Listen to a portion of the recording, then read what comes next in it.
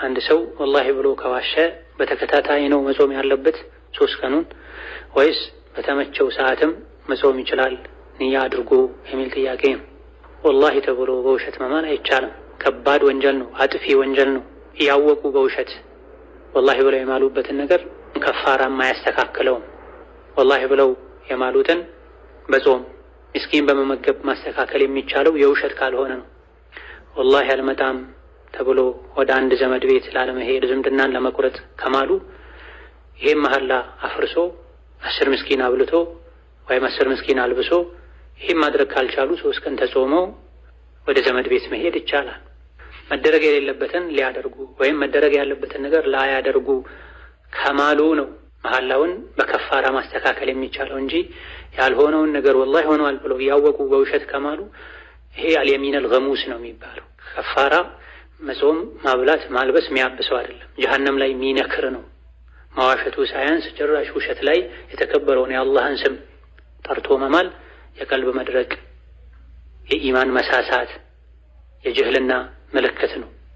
ስለዚህ ለዚህ የሚያስፈልገው ተውበት ነው። ከተውበት ጋርስ ከተውበት በተጨማሪ ይሄን ለምን አደረግኩ ብሎ ከመጸጸት፣ ሁለተኛ አላደርግም ብሎ ለአላህ ቃል ከመግባት ከመታቀብ ጋር ከፋራ ያስፈልጋል አያስፈልግም?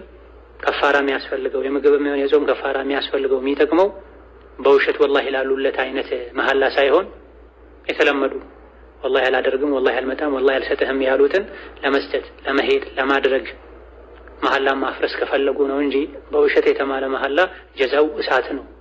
ተውበት ካደረጉ አላህ ተባረከ ወተዓላ ሊምር ይችላል። ተጸጽቶ ሁለተኛ ይሄን አላደርግም ብሎ የአላህን ረሕመት መጠበቅ ነው።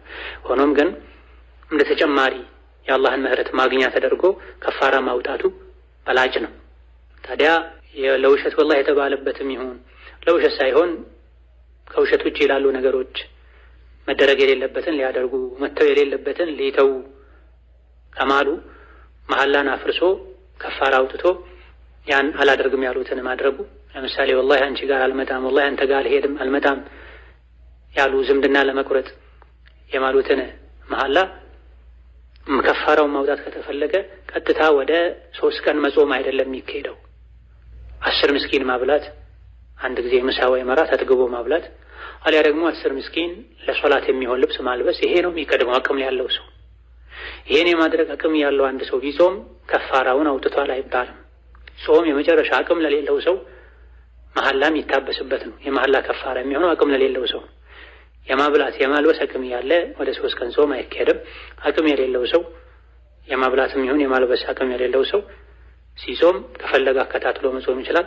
ከፈለገ እያረፈ 3ቱን ቀን በተለያየ ጊዜ መጾም ይችላል። በላጩ አከታትሎ